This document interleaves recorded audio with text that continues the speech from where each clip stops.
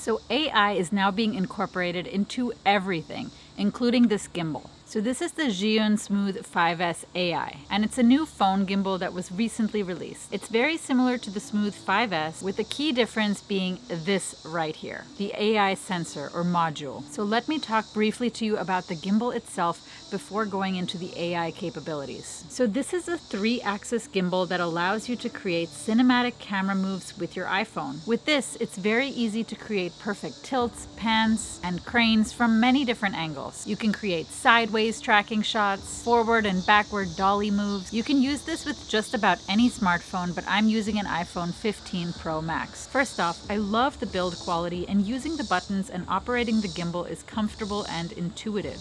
You can use this with a smartphone weighing up to 300 grams. My iPhone, which is the largest model, weighs 221 grams, which means there's a little bit of extra weight allowance for like a case or some filters. The battery life of this gimbal is 26 hours on standby mode, which is actually what it's on right now. It's actually on. And the battery life is 7 hours with continuous operation using the AI tracker. Another cool feature is that it has this built-in fill light on the gimbal arm, this right here, which is great for times where you're filming in like a low light situation.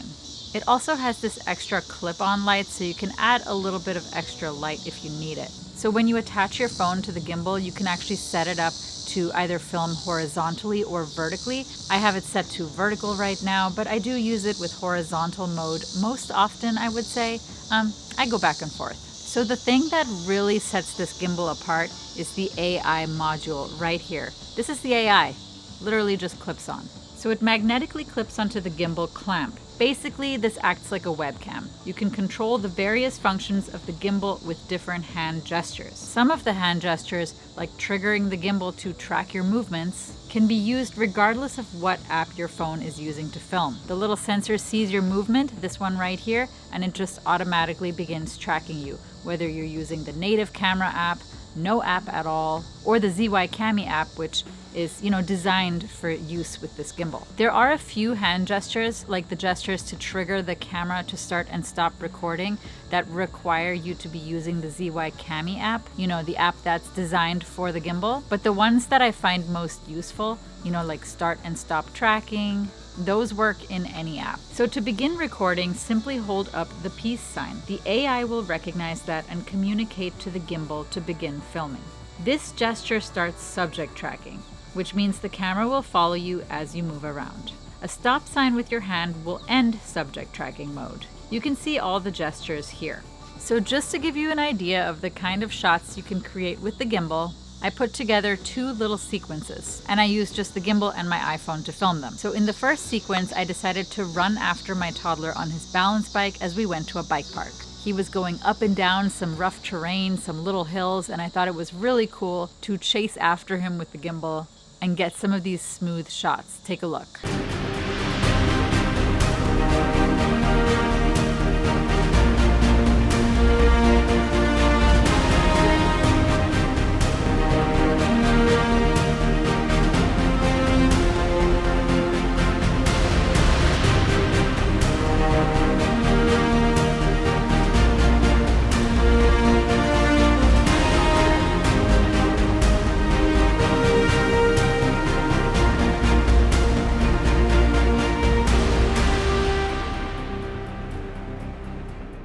So there you go, a variety of different shots taken with the gimbal while I chased my toddler. The footage looks super smooth, and I'm really happy with how it turned out. Now here's a totally different sequence, and this is a sequence of myself. And for these, I did not touch the gimbal at all. Well, not entirely. I placed it in different places in my yard, and then I used the hand gestures to start and stop tracking as I did a little bit of gardening.